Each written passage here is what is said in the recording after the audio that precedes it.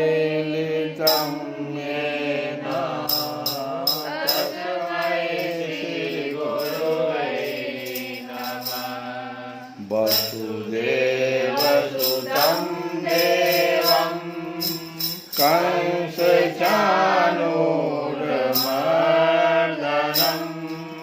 देवकी परमानन्दं कृष्णं वन्दे जगद्गुरुं। रुक्मिणी केलिसंयुक्तं पीताम्बरसुशोभितम् ओवाप्ततुलसीगन्धं कृष्णं वन्दे जगद्गुरुं।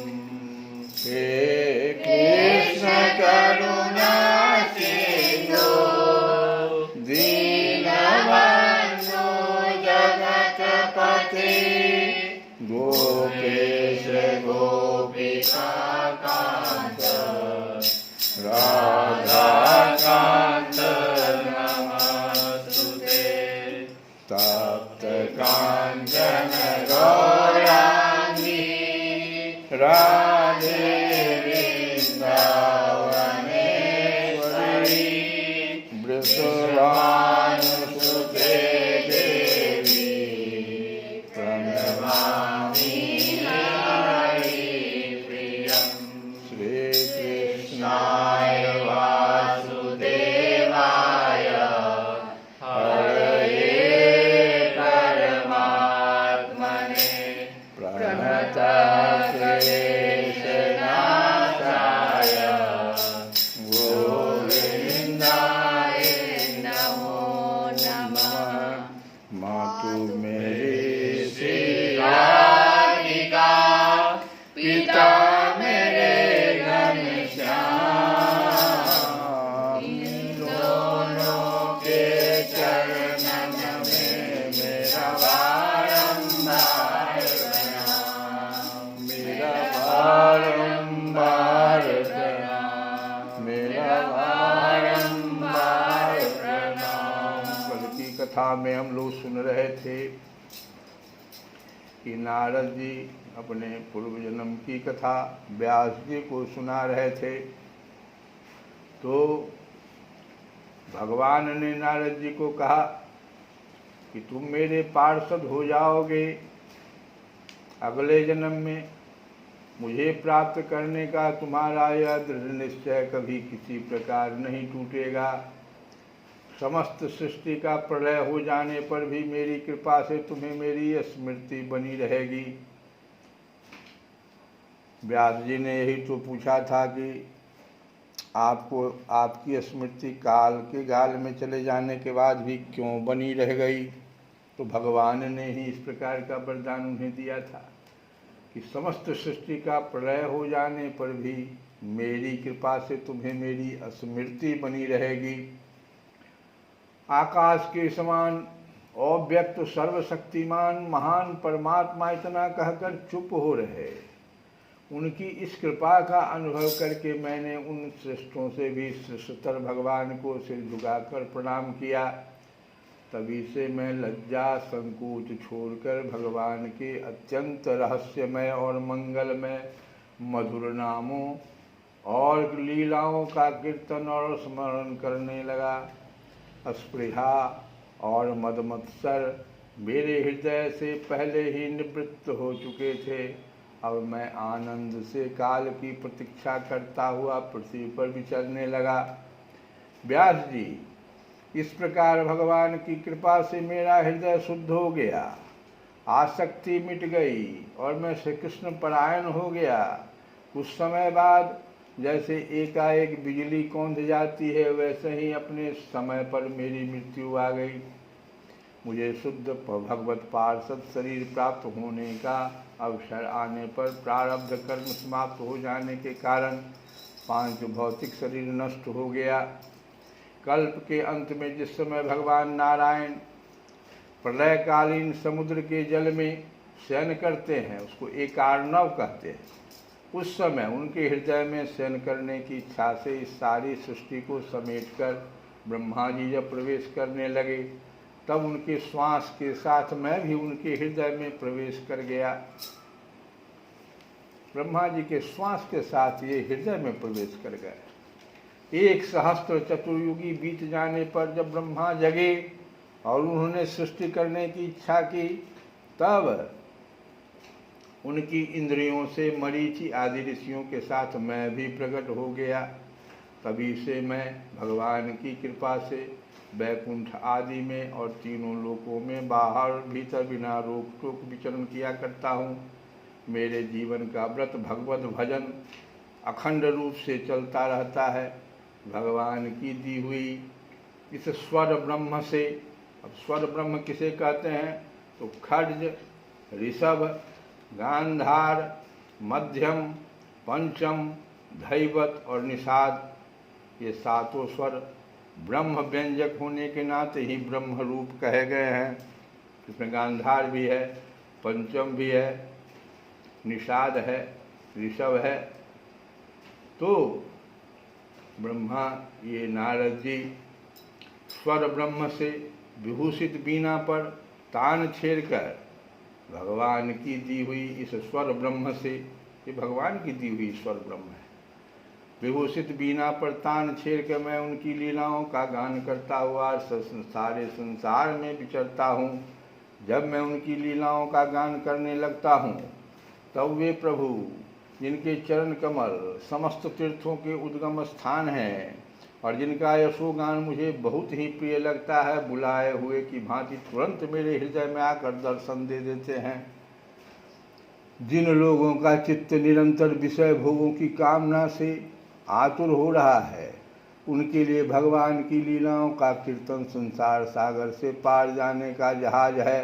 यह मेरा अपना अनुभव है।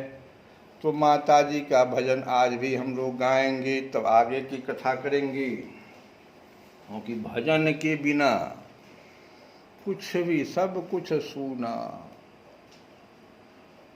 तो अम्बे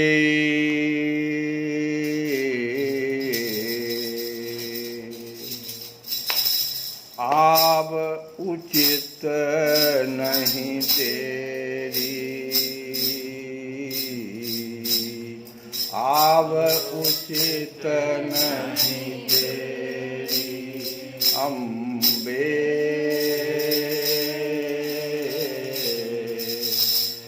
आव उचित नहीं तेरी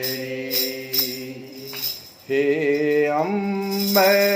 आव जब दूत पहुँच गिल।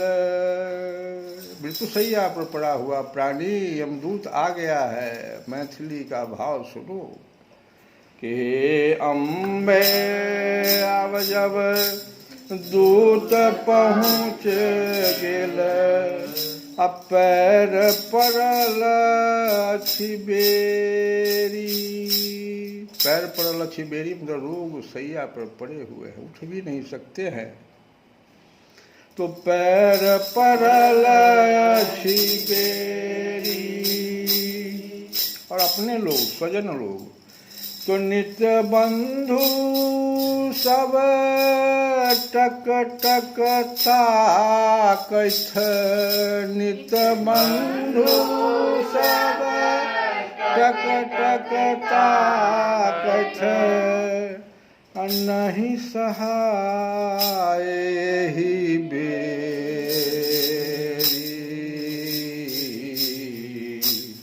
आव उचित नहीं दे। आव उचित नहीं दे अम्बे। आव उचित नहीं दे। योग यज्ञ जप के नहीं सकलौं। मैंने जीवन भर में हमने कुछ किया नहीं, न योग किया, न यज्ञ किया, न जप किया, कुछ नहीं हम कर सके। अंत समय में आदमी को याद आता है तो योग यज्ञ जप के नहीं सकलहूँ। पड़लहूँ कालक फेरी। केवल बंद फंद में फंसी के।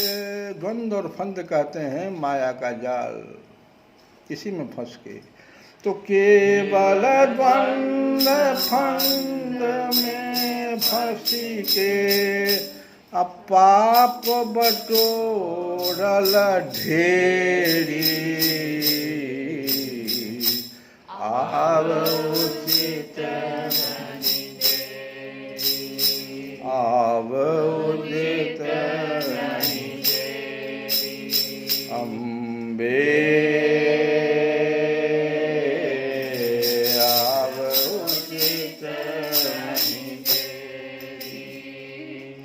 नाम उचारब दुहतर भय गेल। प्राण जब जाने लगता है तो भगवान राम शब्द भी नहीं निकल पाता, राम ये भी नहीं। तो नाम उच्चारण दुहतर भय गेल। कंठ लेल कफ घेरी। क्यों नहीं भगवान का नाम निकलता है? क्योंकि कफ आकर के कंठ में घर र। तो नाम उचारब दुहतर भय गेल। कंठ लेल कफ घेरी।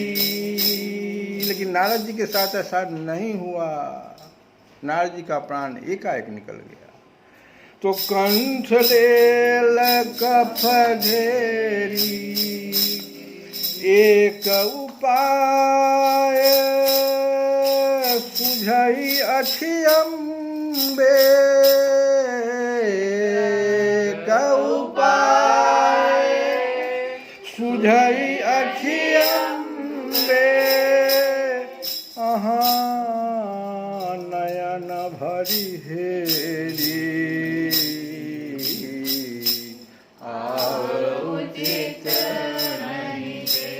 हे माता, आप अपनी आँख खोल के हमें हमरे तरफ देखिए।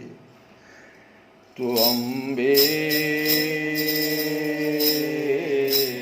आव उचित नहीं देरी, आव उचित नहीं देरी। सूध भजन तो हे जगदम्बे, देव बजावत हेरी। देवता लोग लक्ष्मीपति करुणामयी अम्बे, लक्ष्मीपति करुणामयी अम्बे। अब बिसरहूँ चूक घनेरी, आव उचित नहीं देरी, आव उचित नहीं देरी। अम्बे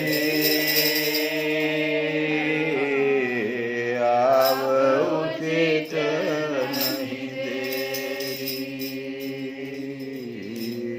आव उचित नहीं देरी। तो नारद जी इस प्रकार से भजन करते हुए, भगवान की लीलाओं का कीर्तन गाते हुए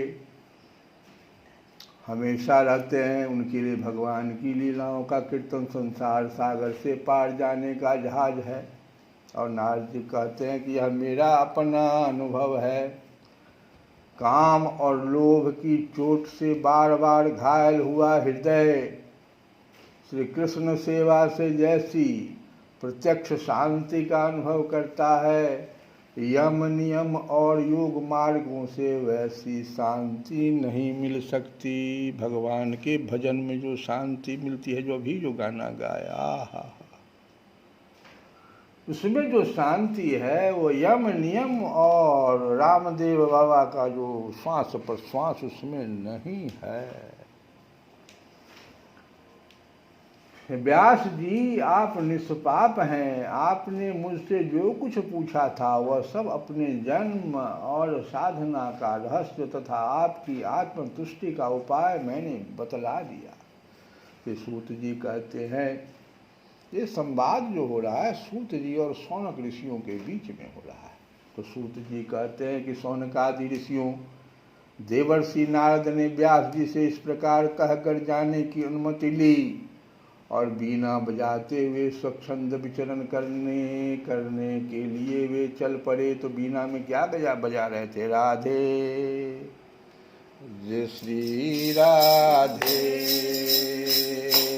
जय श्री राधे, जय श्री राधे, राधे राधे, जय श्री राधे, राधे राधे, जय श्री राधे, राधे राधे, राधे जय श्री राधे, राधे राधे, जय श्री राधे, राधे राधे। श्री कृष्ण गोविंद हरे मुरारे, हे नाथ नारायण।